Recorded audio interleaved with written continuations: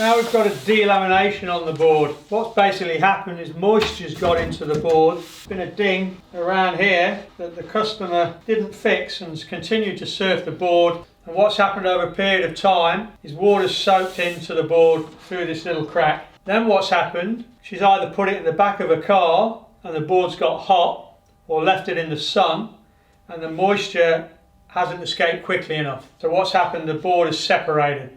The fiberglass is separated from the foam. So it's very important when you get a ding on your board to get it fixed straight away, or at least tape it up so no moisture gets in the board, because that's going to prevent delaminations. A good indication, if your board starts changing colour, starts getting water stains, you know you've got a ding somewhere. It could be anywhere on the board. If it starts to discolour, you know that water's getting in. So very important you don't leave boards in the back of hot cars on sunny days or on the beach all day if there's moisture in the board.